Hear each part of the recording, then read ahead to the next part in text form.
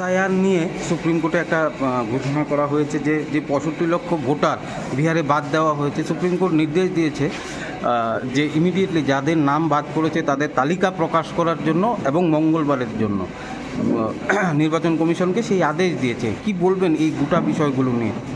এটা সুপ্রিম কোর্টের এই 2 সদস্য যে বেঞ্চ, তাদের একটা গুরুত্বপূর্ণ ইতিবাচক সিদ্ধান্ত।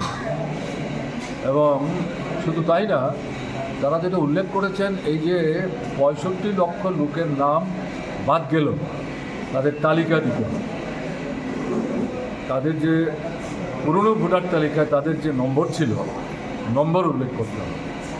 বিধানসভার কোন বুথ এলাকার তারা ভোটার সেটা উল্লেখ করতে হবে। কেন বাদ পড়ল সেটাও উল্লেখ করতে হবে।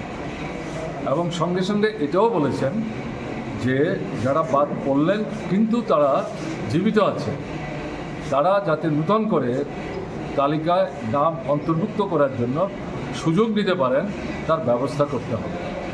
যে কয়েকটা বিষয়বস্তুকে ভোটার তালিকায় নাম তোলার জন্যে একটা প্রমাণপত্র হিসাবে নির্বাচন কমিশন নির্ধারিত করেছিল, তার সাথে সুপ্রিম কোর্ট আরও 2টো জিনিস যুক্ত করেছে।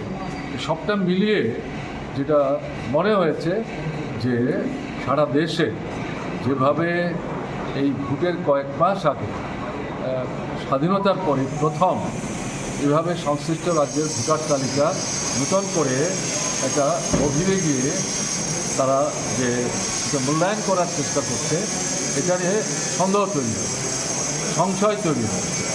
ভোটের অধিকার হরণ করার চক্রান্তের মধ্যে কাজ করছে, এই ধারণা নিয়ে পার্লামেন্টের ভেতর, পার্লামেন্টের বাইরে ঝড় উঠেছে। সরকার পার্লামেন্টের মধ্যে এটা নিয়ে কথা বলতে চাইছে না, এটা দুর্বলতা, শক্তির লক্ষণ না।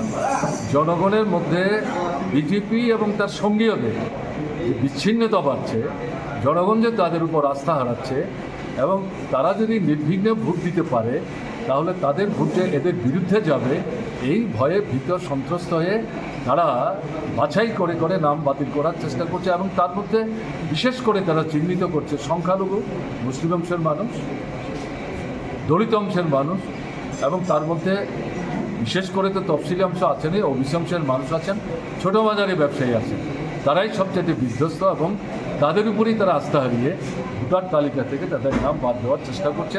এবং এক্ষেত্রে ইলেকশন কমিশন, যাকে তারা বগল দাবা করেছে, সেই কমিশন বিজেপি এবং তার সহযোগীদের সাহায্য করার জন্য এই অগণতান্ত্রিক অন্যায় পথে অগ্রসর হওয়ার চেষ্টা করছেন। আমাদের বিশ্বাস তারা যতই ষড়যন্ত্র করুন, এই ক্ষেত্রে তারা সাফল্য অর্জন করতে পারবে না। ভারতবর্ষের মানুষ এটাকে প্রতিরোধ করবে।